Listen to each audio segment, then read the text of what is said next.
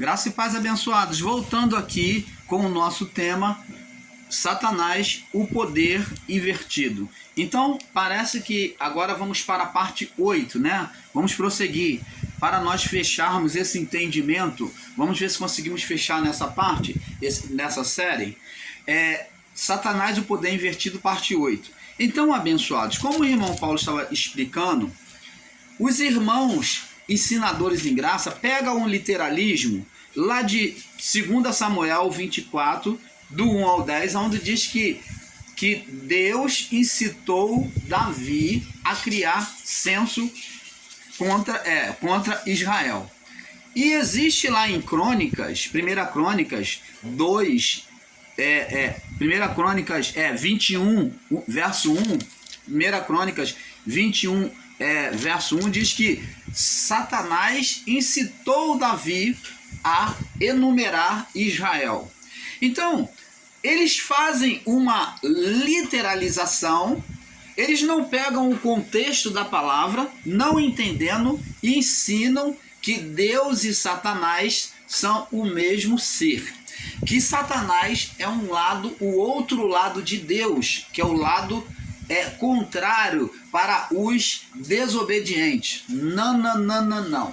Deus, ele se utiliza do mal, do ser espiritual Satanás, para poder punir. Ele dá ordem, ele permite, ele dá ordem a Satanás que vá lá punir aqueles que são rebeldes, indisciplinados, os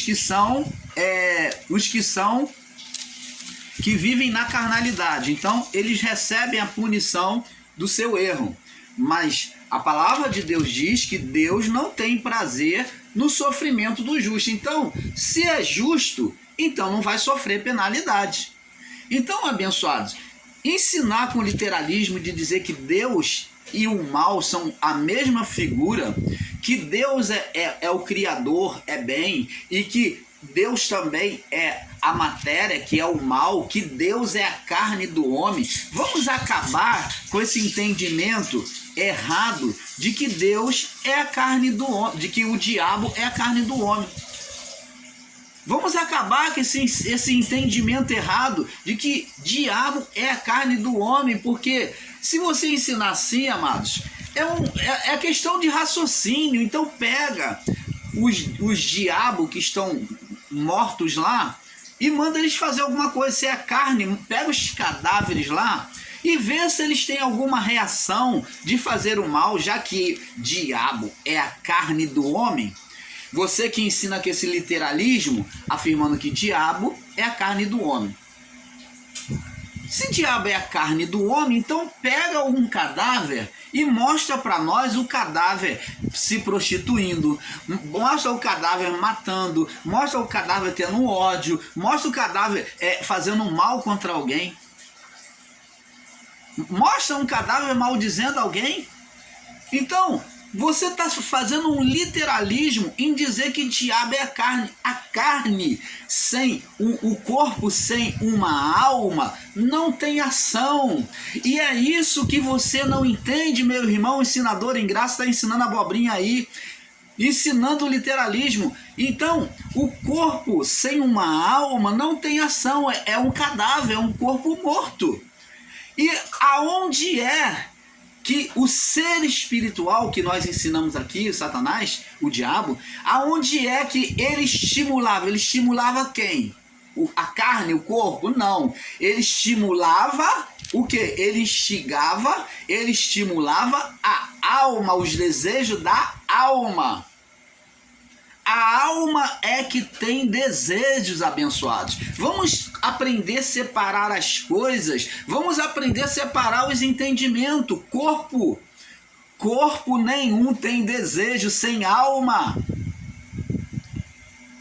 Como que carne tem desejo sem alma? Isso é ensino literal. A alma, os desejos estão na alma, como eles dizem aí. Ensinam também errado, dizendo que a alma do homem vai morrer, vai acabar. Que negócio é esse? Nós temos aqui um vídeo preparado mostrando e provando a eternidade da alma. E nós vamos ensinar para você. Vamos estar provando dentro da palavra, porque a alma, ela não morre. A alma não morre. E nós vamos provar dentro da palavra.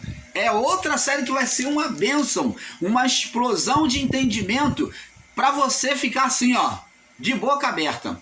Você então vai entender qual é a participação do corpo, qual a participação da alma, qual a participação do espírito. Eles ensinam espírito aí, eles ensinam espírito, indo para Deus, o espírito que é a essência de Deus, perfeito.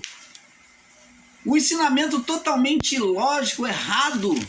Eles ensinam esse espírito que é a essência divina, que deu vida, que trouxe a alma, essa essência que trouxe a alma, a vida ao homem.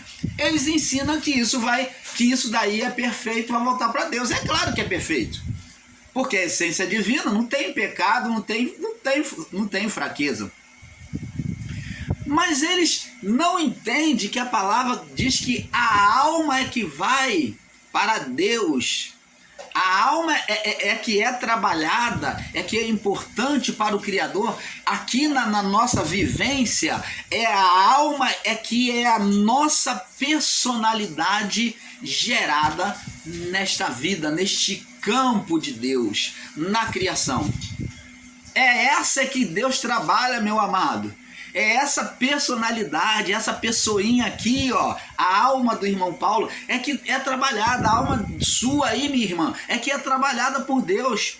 É ela que Deus vai manuseando como oleiro, dito lá no livro de Jeremias, descrito na figura do oleiro, que Deus vai amassando o barro. Esse barro é a sua alma, que vai sendo trabalhada por Deus. E se não for possível ser trabalhado nesta vida, não partir desta vida perfeita, se partir impura, se partir cheio de malignidade, não tem nada não.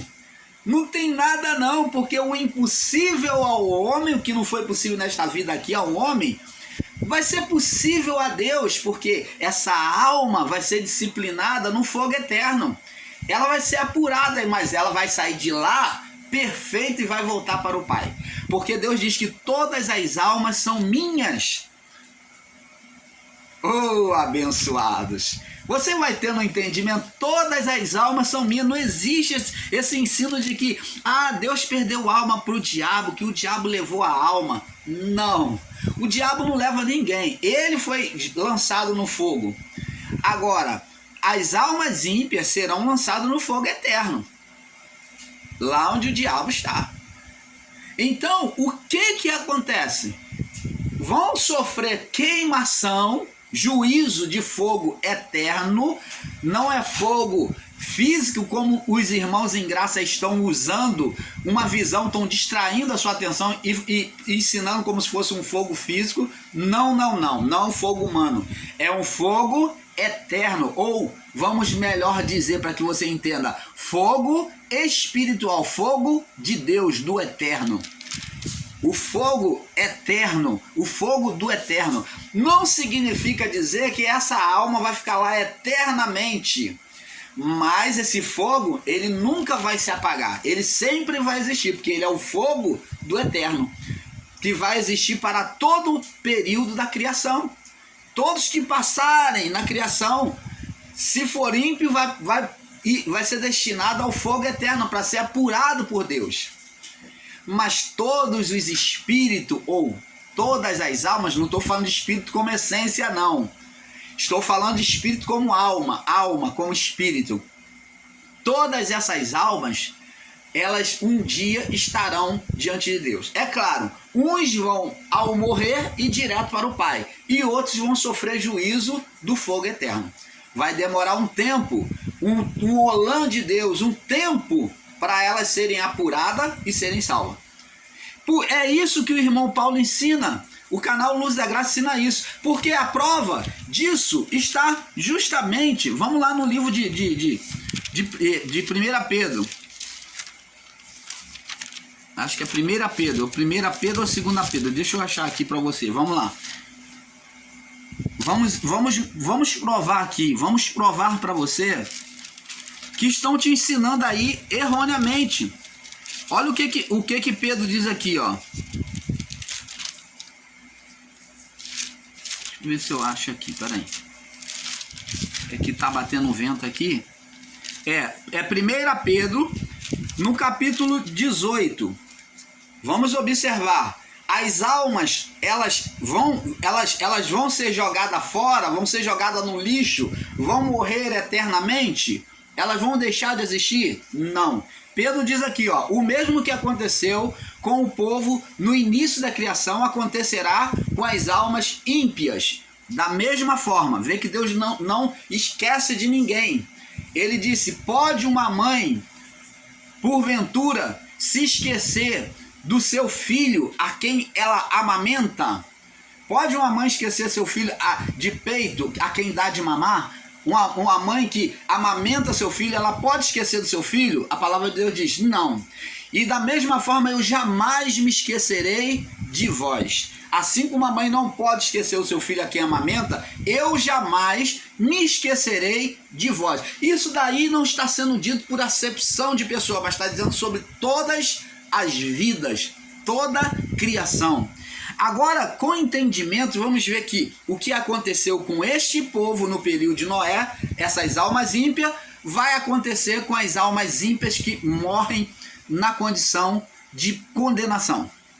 Diz assim, porque também Cristo, 1 Pedro 3,18, porque também Cristo padeceu uma vez pelos pecados, o justo pelos injustos, para levar-nos a Deus, mortificado na verdade na carne. Ele morreu, foi castigado na carne, mas vivificado no Espírito. O qual também, verso 19, observa bem agora, abençoado, vamos observar bem a palavra aqui, diz assim, o qual também, ó, na sua morte o que aconteceu? O qual também foi aonde? Foi no inferno, foi e pregou aos espíritos em prisão.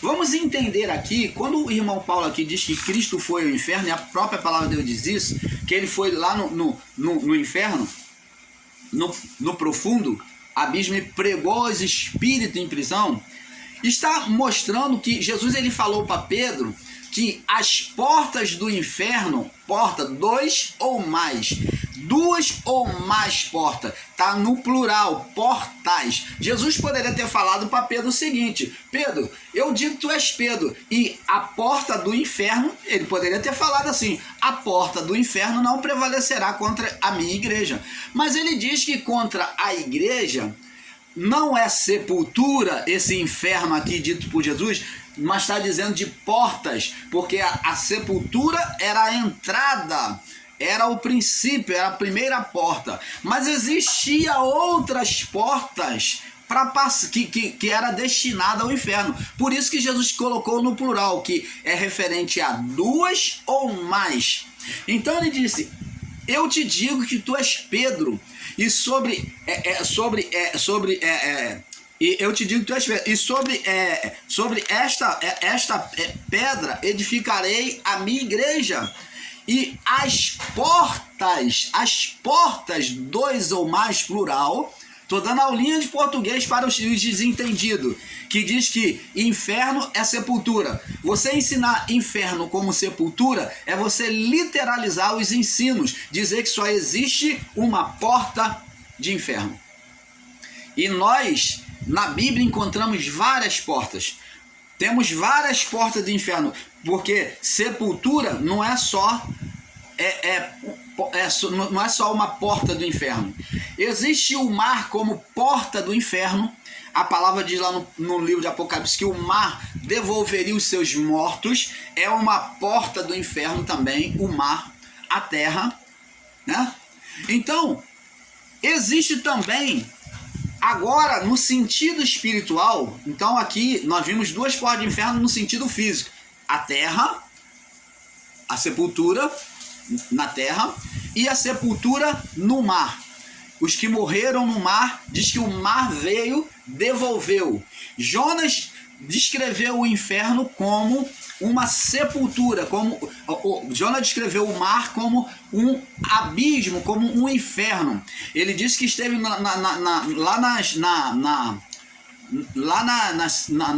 nas profundezas da terra.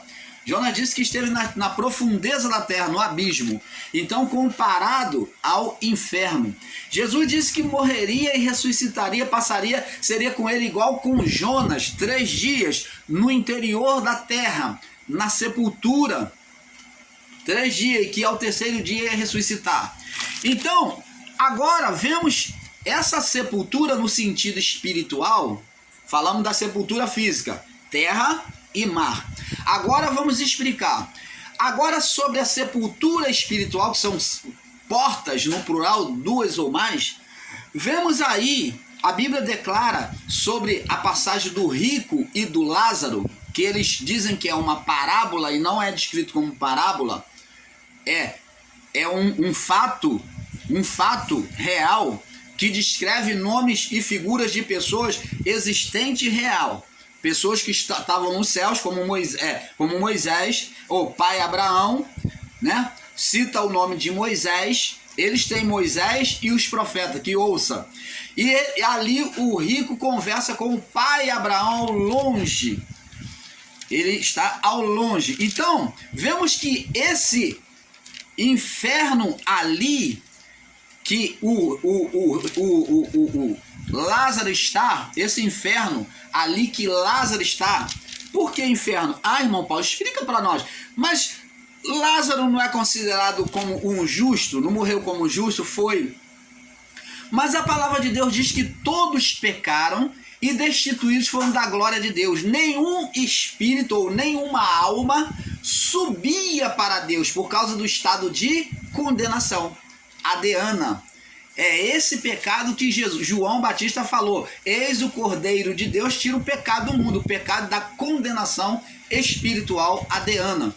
Então foi esse pecado que Jesus veio tirar, a condenação espiritual, de separação de Deus. Então os espíritos, até a ressurreição de Cristo, não tinha condição de subir. Ninguém, nenhum profeta, por mais perfeito que fosse, nem de Jó, nem de ninguém.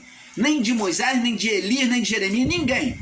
Todos eles, quando viviam a vida justa aos olhos de Deus, essas almas dos justos, os anjos faziam a seleção e eles separavam na morte o justo, a alma do justo. Lembra lá que o Satanás, ele acusou, buscou acusar a Moisés, acusou a Josué, né? Então, ele ali tentou acusar, ele era acusador. E os anjos disseram: o Senhor te repreenda. Os anjos eram encarregados de receber as almas do justo. E essas almas do justo iam para um lugar chamado Seio de Abraão. Mas por Jesus, ele foi chamado de Seio de Abraão lá na passagem do rico e do Lázaro. Mas por Jesus, na cruz, ele disse para o ladrão que ele estaria no paraíso. Jesus chamou de paraíso o seio de Abraão. Ele foi considerado seio de Abraão por causa do entendimento dos antigos, é que Abraão recebia os seus santos, abrigava aqueles santos na sua morte, recepcionava os santos, que era o lugar para onde os santos iam. Mas Jesus disse numa linguagem mais clara, dizendo que era o quê? Paraíso. Ele disse para o ladrão da cruz: hoje mesmo estarás comigo no paraíso. Por quê? Porque o ladrão da cruz, ele não podia subir primeiro que Jesus, porque Jesus seria a primícia dos que dormem, ou o primeiro a ressuscitar ou a estar com Deus. O primeiro a estar com Deus é uma ressurreição espiritual.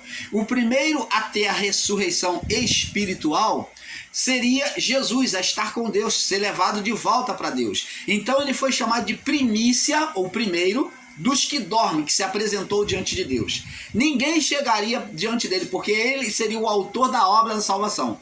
Então Jesus disse para o ladrão: hoje mesmo estarás comigo no paraíso. O que Jesus estava dizendo? Ó, você vai morrer e você vai para o inferno dos justos, o inferno dos santos. Ah! Existia o inferno dos ímpios, que era o poço do abismo, aonde nós lemos aqui em 1 Pedro, né? Vamos ler aqui, diz aqui, ó. O qual também, 1 Pedro 3,19, o qual também foi e pregou aos espíritos em prisão. Aqui, essas almas estão no abismo, no poço de escuridão, os quais também no outro tempo foram rebeldes, porquanto a longanimidade de Deus esperava nos dias de Noé, enquanto se preparava a arca, o qual poucas, isto é, 8 poucas almas se salvaram. Quem se salvou? 8 almas. Aí os irmãos não entendem e pegam aqui e diz que só se salvaram 8 almas. Eles estão se referindo à família de Noé. Mas aqui a família de Noé está sendo referência sobre o acontecimento e não que somente que Jesus foi pregar para essas 8 almas. Se elas foram salvas, se elas foram consideradas justas diante de Deus, por que Jesus foi lá salvar ela lá no abismo? Aqui não está se referindo à família de Noé, mas está se referindo ao povo rebelde do período noélico, que não tinha lei. Então, aqui eles foram punidos e estavam receber o juízo, um pré-juízo, vamos explicar assim, um pré-juízo espiritual. Eles receberam o juízo no corpo, aonde a alma tinha que ser destinada. E as almas estavam lá no abismo, no poço de abismo, diferente do poço do abismo, aonde estava Satanás e os seus anjos. Então existia outros poços de escuridão, de abismo. Não é o mesmo poço do abismo aqui. Esse daqui era para vidas humanas. Jesus não lançou lá junto com Satanás e os demônios, não. Esse poço de abismo de Satanás e os demônios estavam, os anjos maus estavam, era um outro lugar, tá? Era um outro poço de escuridão. Então aqui, Satanás estava numa porta do inferno, do abismo. E aqui eles estavam numa outra porta do abismo. Aqui Jesus pregou para eles, né? Para esse período noélico, o qual também diz assim, que também como uma verdadeira figura agora vos salva. Você está vendo a comparação? Dizendo que da mesma forma, agora como uma verdadeira figura, Jesus vem salvar aqueles desde o período do primeiro século. Que da mesma forma a salvação seria manifesta para o povo daquele período do primeiro século e também a nós. Diz aqui, ó, o qual na verdade como uma verdadeira figura que agora vos salva o batismo, não do despojamento da imundícia da carne. Não está dizendo mais, o batismo nas águas já não tem mais sentido, tá vendo aqui? Mas da indagação, ó, mas da indagação do conhecer, de uma boa consciência para com Deus, de viver uma boa consciência para com Deus, pela ressurreição de Jesus Cristo. Você está vendo, abençoado? O qual está sentado à destra de Deus, tendo subido ao céu, havendo-lhe sujeitado os anjos e autoridades e as potências. Então, você está vendo aí, abençoados? Então, o poço do abismo ali era a representação do inferno.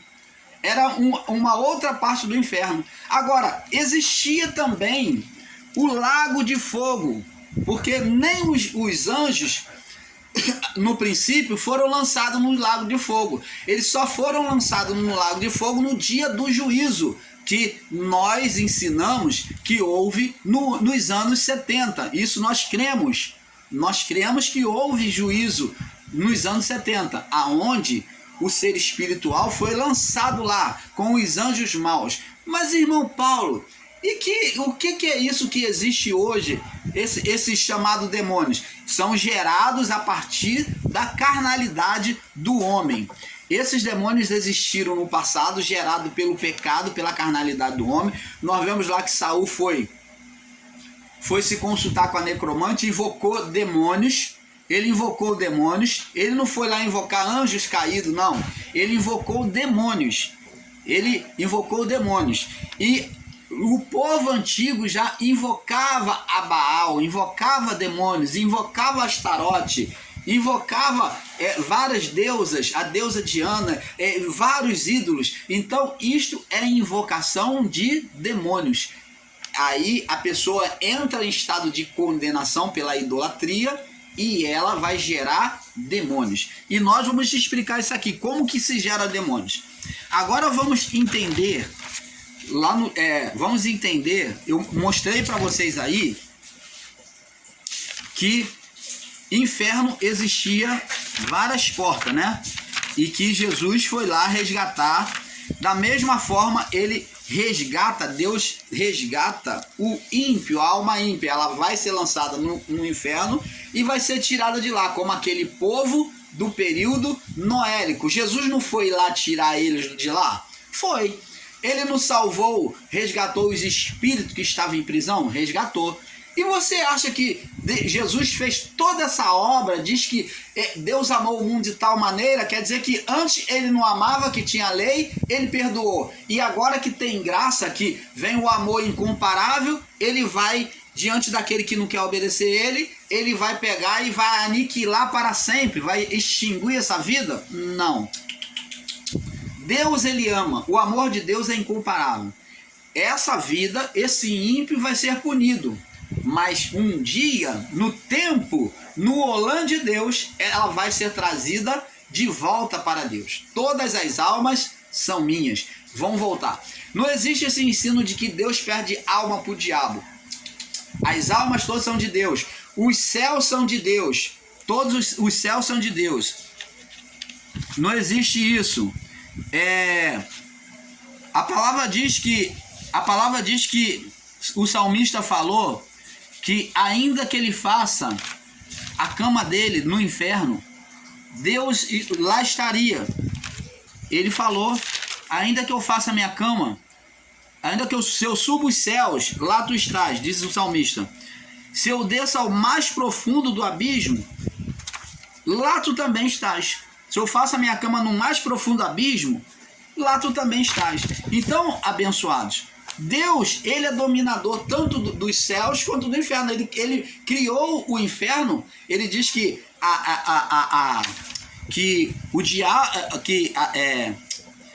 que o inferno foi preparado. Jesus disse que o inferno foi preparado para o diabo. O inferno foi preparado para o homem, mas foi preparado para o diabo. Por que está escrito o diabo? Porque está falando da maledicência da natureza humana, que foi gerada pela natureza humana, que isso tem que ser queimado. Esse é o diabo em nós, que são os desejos malignos despertados pelo ser Satanás, a partir de Adão. Foi gerado em Adão e a partir de Adão despertado em nós. Gerado em Adão e a partir de Adão despertado em nós. Então sempre será despertado pelo ser espiritual em nós, esse diabo. Então, vamos ler agora para que você compreenda. Vamos terminar na outra parte, tá? Na parte 9, tá? Vamos fechar na parte 9, porque não vai dar não. Então diz aqui, a palavra diz assim: Adão e Eva, quando pecou contra Deus, Deus, ele vem até ele como todos os dias, e no verso 9, Gênesis 3, diz assim: chamou o Senhor Deus a Adão e disse: onde estás? Vamos observar a palavra, vamos analisar. E ele disse: ouvi a tua voz, suar no jardim, temi, porque estava nu e escondi-me. Por que Adão vem ter medo de Deus? Ele que mantinha uma relação de comunhão com Deus todos os dias. Porque Adão agora se vê em estado de acusação. Existe um acusador e existe uma lei dentro de Adão e de Eva. Então os dois se escondem, se correm e se escondem entre as árvores. Então Deus pergunta a Adão no verso 11: e Deus disse: quem te mostrou. A palavra quem está relacionado a alguém. Alguém. Quem? Quando você pergunta quem é que fez isso? Quem é que vai fazer isso? Quem é que foi que fez isso? Então a palavra quem está relacionado a uma pessoa ou a um ser. Então Deus pergunta quem te mostrou. Então essa palavra quem demonstra que além de Adão e Eva, agora Deus pergunta se existe alguém que está no meio de vocês. É a mesma coisa que Deus está falando. Então agora existe alguém no meio de vocês? Quem te mostrou que estava nu? Se Deus colocou só eles dois. Aí, então disse a mulher, então disse Adão, a mulher, Adão não reconhece esse ser, ele não vê esse ser.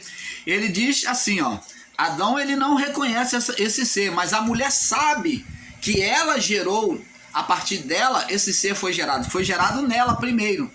E diz assim, então disse Adão, a mulher que me deste por companheira, ela me deu e eu comi. E disse o Senhor à mulher, por que fizeste isso? Vê aqui que Deus não está condenando a mulher, amaldiçoando a mulher, não. Deus amaldiçoou Adão, não. Aqui Deus está tendo um diálogo. E disse o Senhor, disse a mulher, disse Adão, a mulher que tu me deste por companheira, ela me deu e eu comi. E disse o Senhor à mulher, por que fizeste isto? Ela realmente foi a responsável? Foi, partiu dela, mas a responsabilidade da criação estava sobre Adão. Agora com entendimento, vamos entender que Deus quando formou primeiro o homem, e todo o poder, toda a glória estava no homem, sendo representação do Criador na terra. Lembra quando Jesus diz aos discípulos na oração do Pai Nosso? Seja feita a tua vontade, assim na terra como é feita nos céus. Então, essa imagem, o desejo de Deus é que as imagens do céu fossem projetadas sobre a terra. Deus queria mostrar na criação na imagem daquilo que é nos céus. Por isso que a Bíblia em Apocalipse é relatada de imagens celestial do que há nos céus e que muitos dos nossos irmãos não compreendem e diz que isso daí não existe. Mas existe sim. Toda a imagem que há nos céus, há na terra. Existem árvores espirituais no céu? Existe. Nós vamos ensinar isso. Vamos mostrar isso para vocês. Eles não entendem, são literais. E diz aqui, aí então Adão ele atribui a essa autoridade que era sobre ele culpa a mulher. Então Adão pegou essa autoridade, quando ele foi cobrado por Deus, ele